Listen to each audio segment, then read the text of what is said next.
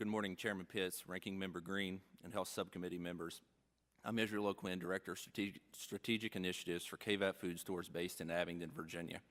Our company operates 105 supermarkets, primarily under the Food City banner in Kentucky, Virginia, and Tennessee. We're also an associate-owned ESOP company, and that's certainly something that we all take a lot of pride in. Additionally, we're members of the Food Marketing Institute and the National Grocers Association. So I'm here representing a lot of grocers all over the United States today. We really appreciate the work that you're doing to consider the impact of the FDA's menu labeling regulations on grocery stores and the need for the Common Sense Nutrition Disclosure Act of 2015, also known as H.R. 2017. As grocers, we like to provide our customers with the products they want in the format that they desire. And more than 90% of the foods in our grocery store have not only calorie information, but the full nutrition facts panel listing fat, sodium, and sugar content, among other things.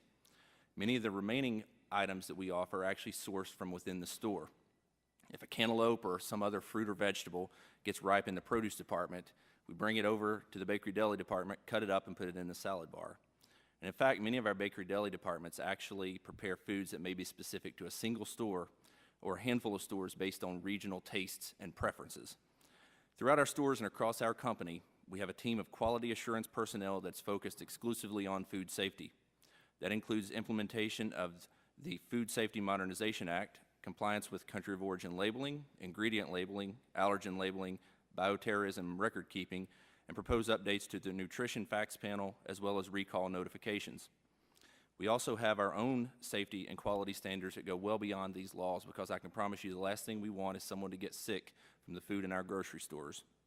You might ask how any of this is related to what we're talking about today. These are all areas that are a priority of the supermarket industry specifically, and where we devote a lot of time and resources. There are also regulations that are not applied to chain restaurants.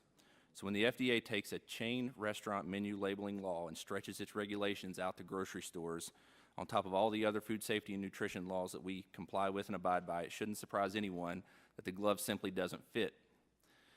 Now, we are wholly committed to aiding our customers in making healthy choices, and I'll highlight quickly just 3 of those things that we're currently doing. We, along with a lot of other grocers, have a healthy initiatives department that helps our associates and our customers make more informed decisions about healthy eating, something we didn't have to do, but something that's the right thing to do. We've also invested significant resources in the Nuval scoring system, a system that gives a 0 to 100 score right on the shelf tag, so you can easily tell the nutritional value of any given product. We're also involved in a large locally grown produce initiative. Now, most of the farmers in this initiative were formerly tobacco farmers, and they're now growing the freshest and best tasting fruits and vegetables that you can find anywhere. Over a 14-year span in this program, we've gone from purchasing $750,000 in product to nearly $6 million last year alone. We're now able to offer premium produce at a very affordable price, and you can know the specific farm from which that product came. We were doing locally grown a long time before it was actually cool. In closing, you may or may not be aware that grocery stores operate on a profit margin that averages about 1%. There is very, very little room for us to absorb costs such as the ones presented by menu labeling. When you operate on a razor-thin profit margin, you simply don't have the luxury of spending money on things that bring little to no value. The costs are ultimately passed along to the consumer, and in an economy that contracted at 0.7% last quarter, consumers can't afford to be paying more and getting very little in return for those investments.